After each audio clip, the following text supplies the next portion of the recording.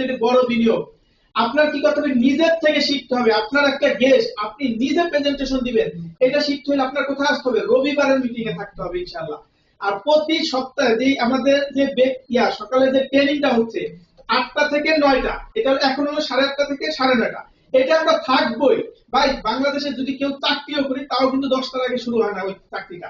আপনি এই 1টা ঘন্টা আপনার লাইফ থেকে স্যাক্রিফাইস করেন, আপনার নিজের লাইফটা চেঞ্জ হবে এবং পাশাপাশি আমরা কিছু দক্ষ ব্যক্তি পাবো।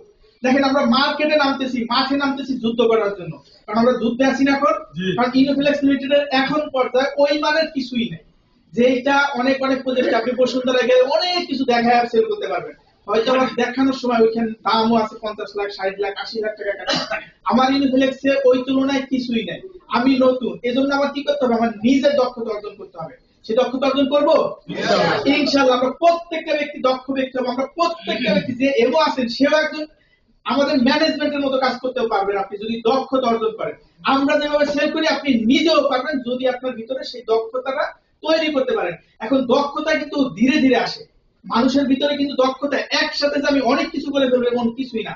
আজকে যে 4টা ব্যক্তি যে কথা বললো, 5টা ব্যক্তি কথা বললো, খুবই সুন্দর কিন্তু আমাদের গেস্ট প্রেজেন্টেশনটা হয়েছে। এইখান থেকে আপনি আবার কি করলেন, এই 4জন ব্যক্তিকে অ্যানালাইসিস করে আপনার মতো করে একটা গেস্ট প্রেজেন্টেশন সাজাইতে হবে। যখন এটা কি করতে হবে, আপনার লিখতে হবে, আমি এইভাবে না এইভাবে করবো। জাহাঙ্গীর স্যারের 4টা কথা নিব, সরোয়ার স্যারের 4টা কথা নিব, ইনচার্জের 4টা কথা নিব, এই 12টা কথা নিয়ে আমার 4টা অ্যাড করবো, এই 16টা কথা নিয়ে আমি কি করবো, একটা গেস্ট প্রেজেন্টেশন সাজাবো। যখন আপনি এই পরিশ্রমটা করবেন তখন কিন্তু আপনার দক্ষতাটা আসবে। আর যদি যে ধরেন আপনারা শুনছেন চলে গেলেন বাসায়, আপনি গল্প আড্ডা করে সময় নষ্ট করতে পারবেন, কিন্তু আপনার ভিতরে যে দক্ষতাটা এটা কি আসবে, এটা আসবে না। এই জন্য প্র্যাকটিস করতে হবে। আজকে থেকে আমরা প্রত্যেকে প্র্যাকটিস করবো, পারবো তো ইনশাআল্লাহ। ইনশাআল্লাহ। আমরা দেখেন এটা একটা ব্যবসা, এমন সুন্দর একটা ব্যবসা করতে আসছি যে ব্যবসায় আমি লক্ষ লক্ষ টাকা ইনকাম করবো, আর সেই জায়গায় যদি আমি দক্ষতা অর্জন না করি আমি কিন্তু কিছুই করতে পারবো না। এজন্য আমার প্রতি সকালে ট্রেনিং এ থাকতে হবে এবং রবিবারের মিটিংটা আমরা আজকে কিন্তু 2:30টাতেই শুরু করছি, কিন্তু কপাল যে আমরা 2:30টার মধ্যে প্রায় 4-5 জন ব্যক্তি পেয়েছি। আগামী রবিবারে যেন আমরা ঠিক 2:30-এ আমাদের এখানে কোরআন তেলাওয়াত হবে। মানে এটা এমন করতে চাচ্ছি, ইউনিফিলেক্স লিমিটেডের একটা আইন আপনারা মনে রাখবেন যে 2:30 মানে 2:30-এ, 2:31 হবে না, 2:30-এ আমাদের কোরআন তেলাওয়াত হবে আগামী রবিবার। পারবো তো ইনশাআল্লাহ। আপনারা যদি সহযোগিতা করেন তাহলে সবই সম্ভব।